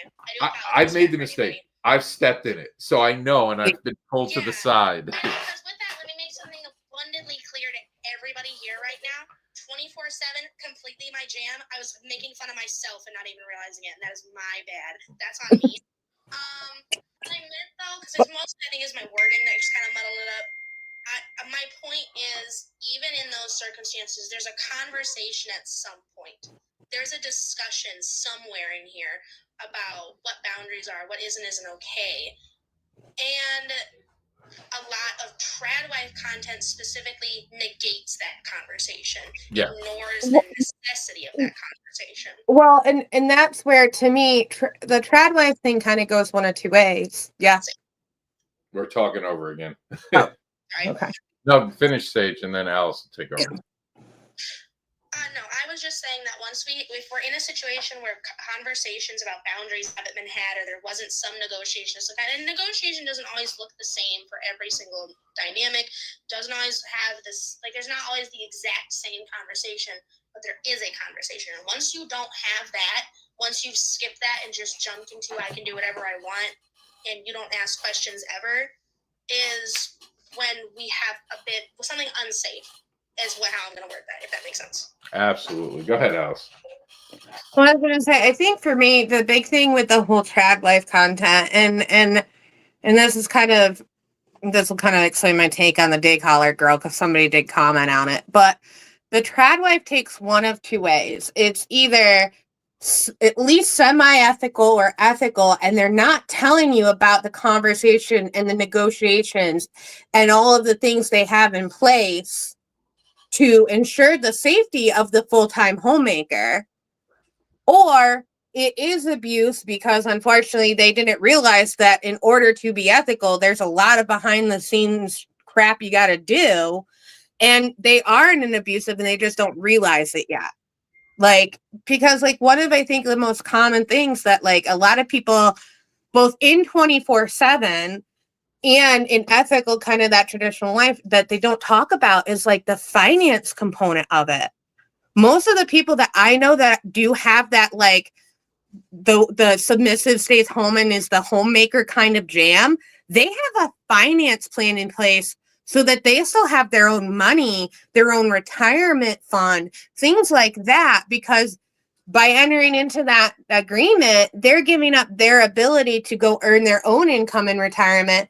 Therefore, their dominant takes on that responsibility for them and puts money into those things in the submissive's name fully. Like, but that's often not discussed in an open place. So they're like, yeah, we're 24/7. It's great. They don't talk about the 3 to 5 months they took to figure out the financial package, so to speak. Yeah, they did it right, but they don't ever talk about it again. They only advertise the after effect, not the in-betweens. I call it the King parachute. I do know about it. We don't teach it on here because 24/7, like CNC, this audience isn't ready for it. I'm sorry. I love you kinky people, but I see how you talk about CNC on here. That is an advanced class that maybe we will all get together and do a roundtable. We've been talking about getting some educators like Sage, even though Sage doesn't think that she can be an educator. First off, for the record, I don't gatekeep educators. If you've been doing something for 6 months, but you know your shit, because a lot of times, and Sage will get this, we spent 6 years before we could come into the community getting ready. We were doing shit. We were looking things up. Me, 7 years. I think that's also why I laugh about 7 years, is because it was 7 years till I went to my first event. So before I even came out to the community, I had experience under my belt. I had done stuff. And you get these people like, I have 2.5 years. I can't keep it straight. The kinky parachutes a thing. We don't really discuss it. And I do want to address this. I want you guys all to address this one. D, I'm going to go for this, and I might get in trouble. Do I think day collar girl knows what she's doing and is just keeping it private? I have not really talked about that video publicly until this very moment. I defended a young lady who was defending that person, and people were being really nasty. I chose not to interact with that. Honestly, I think there's some fugazi going on with that woman. I don't think she's genuine. I think, and this is why I said I feel like it's a setup. I feel very 50 Shades about her. I feel like she's doing something she's not genuine about, but she shouldn't have gotten bullied the way she did. She looked for a trending topic. Because the fact this came right after that Sabrina Carpenter cover, I do not believe is a coincidence. I think vanilla people saw a way to jump in and take something from us and run with it. You know what I mean? Mm-hmm. I'm right there with you. I think she's full of shit. But I think the way they're treating her is fucking horrifically horrible, and you don't do that. If she says this is my day caller and my dude gets to tell me and I won't answer, I think they said that they don't even talk to the staff at a restaurant. My person does it. What the fuck is it your business? Because these people don't stop with like, honey, listen, make sure that you have these things, like giving good tips, like the kinky parachute. Hey, honey, just make sure you got a kinky parachute if you're gonna do this. Like, maybe talk to some kinky people to make sure like you understand how to set up boundaries properly. Porch time, safe words. This is why we got to give vanilla more shit. They need the safe words. They need the safe lights. And maybe they're doing vanilla shit, but they still need it with the 1950s. Mm-hmm. I know everyone like I'm 24/7. I don't have any safe words. I was like, what happens when your partner beats your son from a different marriage? Because he became a teenager, swung on your thing, and you're just the slave. You're going to sit there and let that happen? No, but that would never happen. Never say never in BDSM. We have all been in relationships we thought were going to last forever and found out forever had an expiration date. We have all seen people turn on people. Look, I personally thought this really upset me. And I know this is going to get me in trouble. We're on free hugs and spanks right now, so I'm okay with it. I thought the couple of Trump and Elon Musk, or Tusk, as I lovingly called them, I thought it was going to last forever. I thought that they were going to be dude bros to the end of time, and I was heartbroken when I saw them break apart. Bro, breakup of the century. Right? When Tusk broke, that shit was wild. But like Tusk that was the most pleasantly awful breakup ever. Right? I was over here with the popcorn. I was the Michael Jackson popcorn meme. I think it was hilarious. We got to see both a multi-billionaire and a self-proclaimed, I say self-proclaimed because of my personal beliefs, anyone can feel how they want, self-proclaimed world leader crash out on the internet, reveal each other's deepest secrets on Twitter. This all happened on Twitter. A president crashed out on Twitter. Well, that's not the first time that particular human's crashed out on Twitter, so I wasn't so surprised by that. I will say I felt a little edged because all of the secrets were things that I already believed about each other. So, like, I felt kind of edged in the fact that I never actually got any juicy new info. I'll tell you what got me, though. Okay? Elon going, he wouldn't have even won the election without me, but y'all ain't ready for that conversation. I know. He threw it. I knew it. I said it. Elon Musk fucked us. He said, no, because here's the thing. He said that shit for the first time in my life. I wanted Elon to keep talking. Please, don't shut up now. And then he stopped talking all times for you to be quiet. This is not it. Well, that means I want to hear your grating voice. Tell me something. They both have a nuclear bomb on each other. That is the only answer. We know what he has. And I need to see both of them drop right now. But I need it. It's been a shit year Hold on, we gotta back off from that one. Those terms might start getting us flagged. That's what I'm saying. I think we got to back down now, just because. We have to. I'm sorry. Because I'll Sorry, keep making don't jokes. there. I'll keep making jokes, and we'll get in trouble all. We There'll be will. other We'll keep it There'll be new people outing me. a different group, which I really don't want to. I don't really want to bring that group in mass. Yeah, that's exhausting. They run away from me though, because I'm a white guy who talks positively about gay people and black people, and they don't know how to address me. They get scared by that. You're supposed to be one of us. You break their hate logic. Yeah. I can't believe this. You're too white to think this. Anyway, but to kind of circle back a little bit, so because somebody in the comments, asking about, whether or not we thought Day Color Girl was legit. I personally, judging by the way she talked, I think she might be legit. I don't know, because again, it might just be that we're missing the other pinnacle descriptions of this situation, like talks about the negotiation, all that, whatever. But either way, doesn't change the fact that both listening to that video and looking at the comments felt like rage bait. Yes. I felt baited by one, what she was saying, and two, by the people's choice to how to respond to her. Because how do we have, why was the response kink shaming immediately? It would have been one thing if people were like, hey, I don't feel like you're being legit right now. But no, it was just shaming her for existing. Well, I can answer to that. The vanilla people can't wait to fucking come at us. That's the fucking truth. Anytime they can come for us, they have historically come for us. Unless we're on a popular high. Saw it in the 90s, saw it in the 2000s, saw it in the 2010s, saw it in the 2020s now. They just wait to shit on us. Why? Because vanilla people want attention.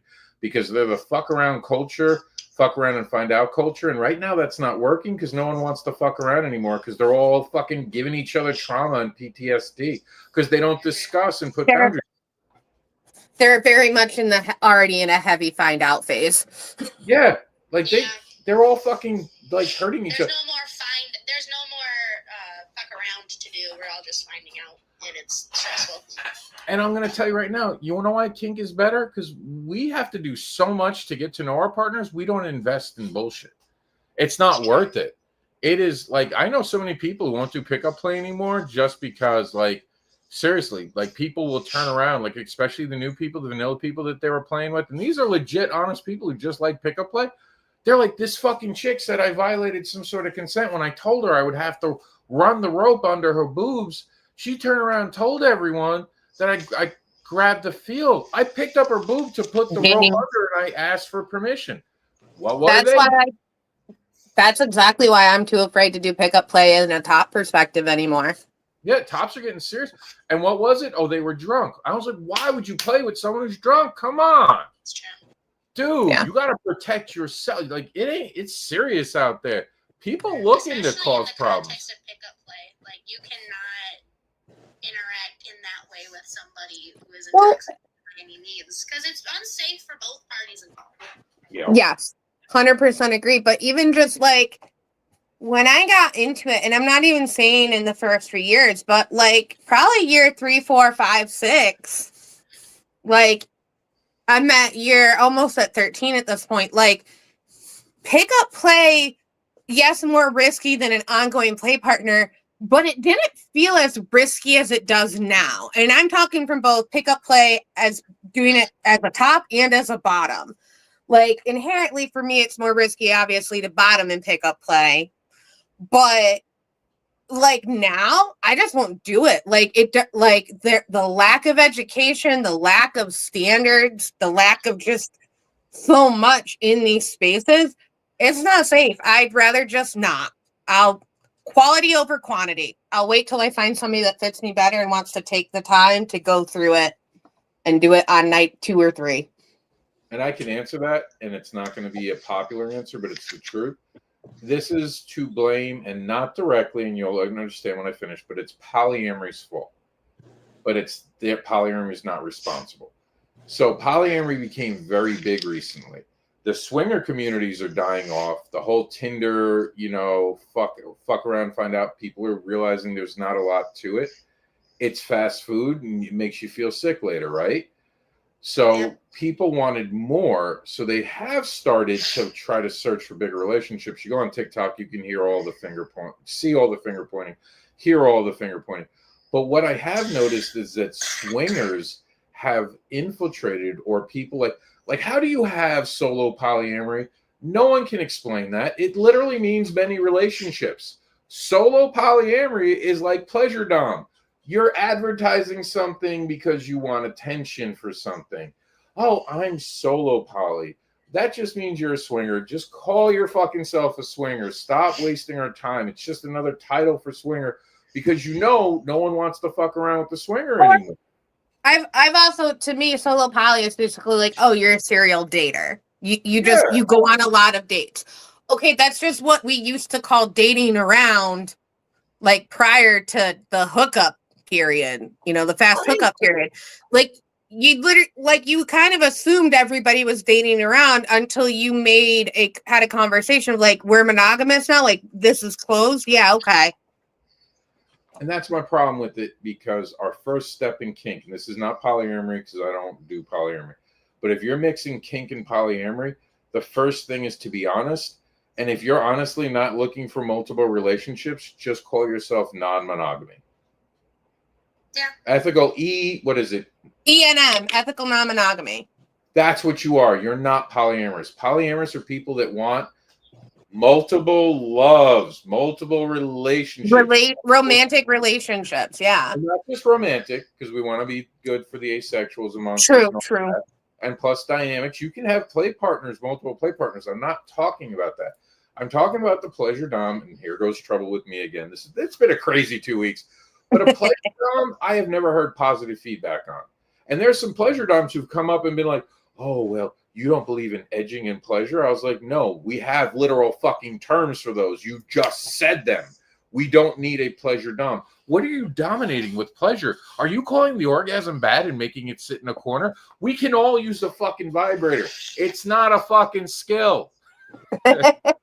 Well, and that's where, like, we said this before, that's where, like, people who introduce themselves to that title, I'm like, okay, so you're just a vanilla person who actually is meeting the bare minimum of making sure we both enjoy our time together.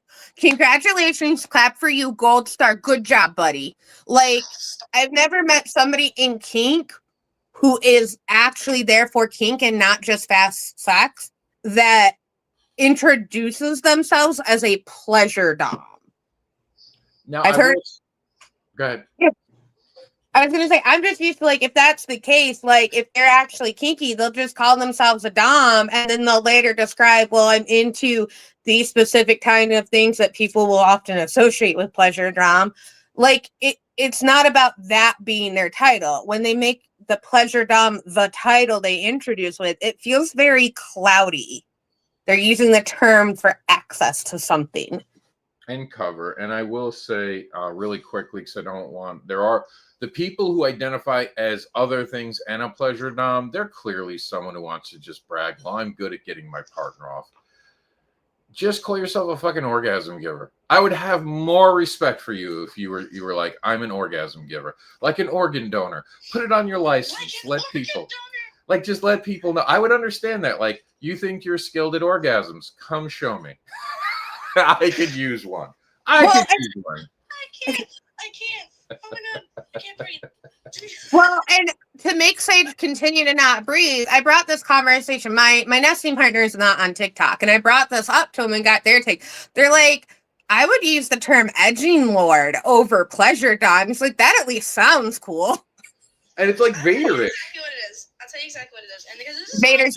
Because I've always had the same feelings regarding the term pleasure dom. Like, even before I got super into, like, learning about terminology and stuff, like, before I really, like, dove headfirst into the shit we call kink. I have always had pretty much the same feelings towards the term pleasure dom, which to me, it always has just felt like a term that somebody uses to draw in newcomers. And when I say this, a lot of newcomers, particularly younger women who are coming into kink, at least I'm speaking from my experience, are coming in straight out of the vanilla life where, you know, and unfortunately now maybe this is just my shit experience, vanilla life never always felt that great. So hearing the term pleasure dom, it's like a neon sign that's like, here, this is your salvation, and then it's like very mediocre, all things considered. I've heard that a lot. Pleasure doms aren't pleasurable. Because it like, I feel like some pleasure doms forget like that. Like, don't get me wrong, I'm all for pleasure. Like, I got no issues with that. All right, we're getting canceled tonight. Yep. Well, we're absolutely getting banned today. I'm so sorry. I'm gonna make this quick. But I'm all for it. However, there are still other things that I might want to experience in that moment. Like, as I've discussed with other people, I'm into impact, whatever. Like, whatever I'm into, and I've discussed this, I've told it on this. And then their only thing they want to put their attention on is the thing they claim they're good at. I don't know. It's a form. I like the word claim they're good at. That tickled me. So this is really going to piss people off, and I'll probably make a separate video just to make sure I put my point across clearly for those who didn't show up. Pleasure doms are coercion. They want to get someone so edged, so to the subspace, or like just the horny space, if we're being honest, that they'll say yes to what they want to do to them. That's all it is. Like, I've heard, and this is from feedback. I've been in kink longer than this term, and I literally had people who've been around for a year going, it's valid. You don't understand. I was like, you don't understand. This is from fucking Book Talk. Excuse me if I ain't taking this shit serious. No.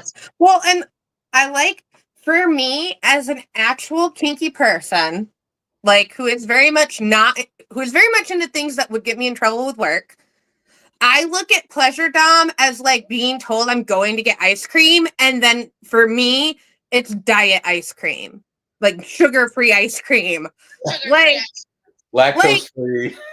Yeah, exactly. I didn't want to say vegan ice cream. For me, I really, really love vegan ice cream, but it could be a thing. But you get what I'm saying. Like, you're promised ice cream, you think you're getting the sprinkles, the dip, the full fat, all the dairy, and they're like, it's lactose-free, sugar-free ice cream. Like, yeah, it's still ice cream, but like, I'm definitely leaving that trip disappointed.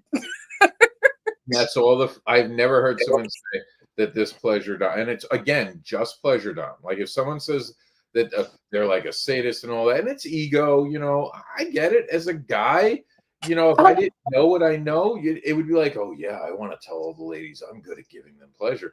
Instead of talking about it, I'm a doer. So I would rather, surprise, look what I can do. Bet you didn't think I could do that shit 3 times in a row, but I did. One-liners for me, I can't. Who needs comedy shows when you have free hugs and spanks?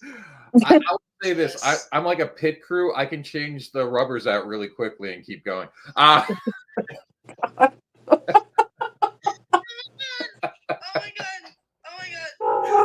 Shut up, but don't shut up. Like, I can't. I'm going to hear it like 2 weeks from now. He said, well, he's like, if I'm being honest, I would wonder if the pleasure doms knew they needed to do that. Just personally. Like, I hope you know that. I'm thinking that. Let's be honest. When the pleasure doms are tagged in, use it all you want, Sage. When the pleasure doms are tagged in, it's like 15 seconds. Your egg will be ready. You know, like, what are you doing? You might as well. You might as well plan for what's after. Start just, okay, this will be over quickly. This will be over. Just maybe we'll go get diet ice cream after. They're just like taking Uber home. You know, that's how you can tell they're a pleasure dom. They're the ones taking the Uber home. No one's offering them to stay. I do have to get going. I have other places to be, and I've been doing this for 2 hours. And I want a little bit of sugar before the night ends, so I'm gonna go get my sugar. And it's not from pleasure dom, because I think my dick could go limp with these people. Like, God, no, go away from me. If that doesn't get us canceled, we got to get off the air really quickly before they can review the video. We gotta run before they find us. We got to run. I got my one real zinger in. Alice, any final comments tonight? No, it was a great after show tonight for sure. Have a great night. Take care. 1 hour of behaving takes a toll. It does. Like genuinely, I need these lines to be like cemented in the internet forever. This is so sad that we turn this off and it's gone. And what's funny is tomorrow I'll be at my computer. What did I say? What was that thing I said? I want to say it again. Thank you for being here, Sage. Remember that BDSM is not inherently sexual. We talked about what it takes to get consent. Go watch the video. It is now uploaded so no one can cry. He didn't upload it, so he's trying to hide something. Fuck you. Go watch it. Get in your feelings. BDSM is mental. We think about it. We negotiate it. We get consent after using diaper. Did I ask permission extensively? With representation, get that thumbs up. Then ask for consent and use the new acronym to understand your partner's needs, expectations, and wants. We'll be back here in a week for another one of these programs, except next Wednesday is our next pet program. I'm pretty sure. Yeah, we're doing one. I might take a week off, so we might not have one of these BDSM 101s. I have vacation plans, so I don't think I'll be able to make it that week. And it's okay to take a little time off during the summer. Go enjoy the summer holiday. August restarts school here in Florida, so sometime in August, we're going to switch away from BDSM 101, and we're going to hit could do, and could do is a lot more about the advanced, as much advanced as we can get to here. It's going to be philosophy, as Alice had mentioned earlier. That's when kink philosophy will get deep, and we'll get into it. Thank you both for being guests tonight. Thank you to everyone who attended. I think our last show ended with like 150 or 60 people. It's been a while since we pulled that number. So I guess TikTok isn't as mad at us as it's been lately. Thank you all. I'm out of here. And make sure to hit the follow button and check out those playlists. Stay kinky, my friends. And 6 seconds, isn't that about as long as the pleasure doms last?